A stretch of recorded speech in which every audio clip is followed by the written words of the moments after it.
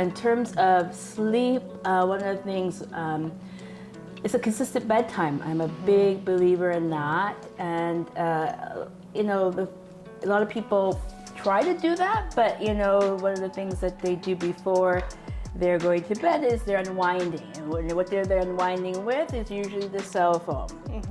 And then they're scrolling, and you know, next thing before you know it, they're past their bedtime.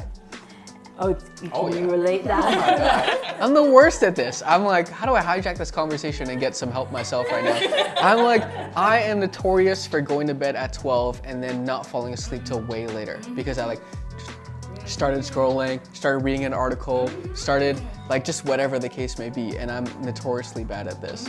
I'm wondering if I could ask the therapist on this side, like I suspect the label is somewhere in like self-sabotage. Does that make sense? Is there like, why do I not want to go to bed? Even as a grown grown man in my 30s, I don't want to go to bed. I'm still like a little child who never wants to go to bed. Both of you. Fix me. How would a therapist, like, how do we think about this from a therapeutic approach? How do we think about this from a natural approach? Why don't I want to go to bed? What can I do to help myself go to bed? Yeah. How deep do you want us to go? Because we could go right back to early childhood here. Yeah, we'll pull out the attachment right now. Yeah, we could pull right out your attachment. Yeah, probably. Especially when they have kids and what have you, they, you know, there's less me time. And so, you know, having the evening when everything is settled down, kids are in bed, then, okay, this is the time to recoup. Right.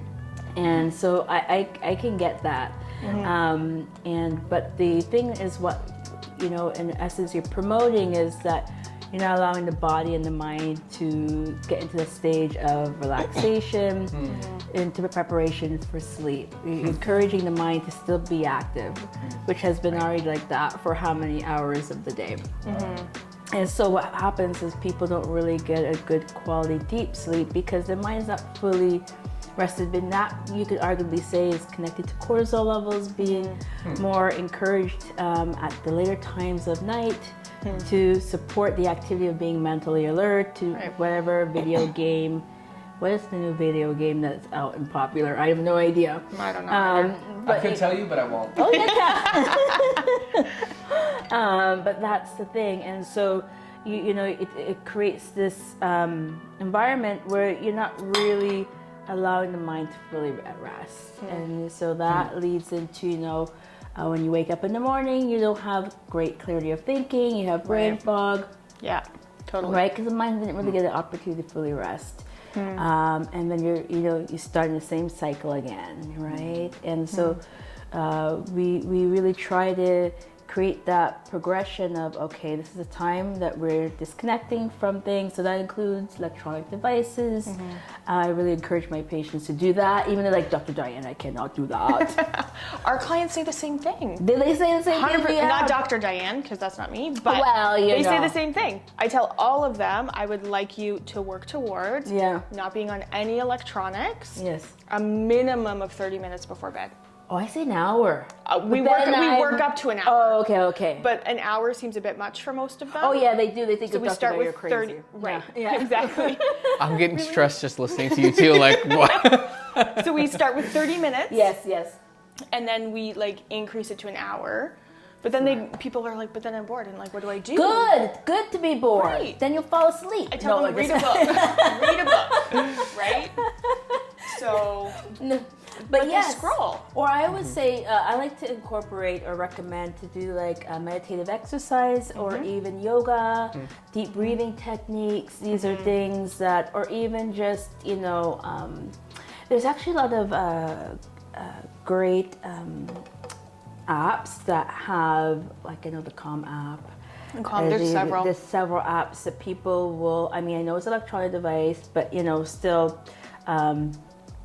it still initiates that, you know, relaxation, winding down, okay, and in preparation for sleep. It could be even doing a warm bath or, you know, drinking a cup of tea, but those are the concept is getting the mind and the body to wind down so that you could get good sleep, so that when you get good sleep, then you wake up and you have less, you know, brain fog, or because that's really what happens when the mind is constantly racing and going.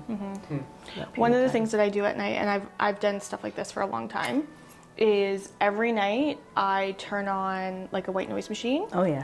And then I turn, and it's on my iPad, so I flip my iPad upside down so I can't see any light. Yes. And then I put an audiobook on my phone. And it's the same audiobook every night. And then I put the timer on, so it goes off after 60 minutes. I flip my phone upside down so I can't see any light, and like notifications are turned off. And what's happened is my brain has connected that the white noise machine plus the audiobook means bedtime. And like within 5 minutes, I am out cold. Brilliant. Yeah. That is cool. And I've done that for years. Yeah. I've changed up the audiobook over the years, but like I've done that for years. Yeah. And people tell me all the time, they're like, you're such a good sleeper, I hate you.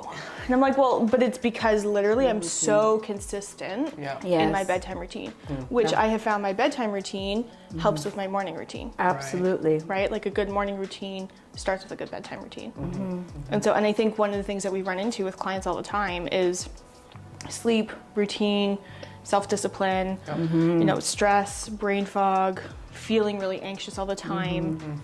And so one of the big things that we go through is how can we set you up to bookend? That's what I call it, is bookend.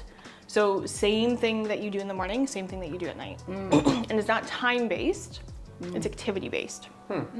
So it's not that you have to take an hour in the morning and an hour at night. It's I wake up in the morning, I drink my coffee, I sit in my chair, and I just breathe for 5 minutes. Right? And I do the exact same thing every morning because that helps me regulate and start my day in like a positive way.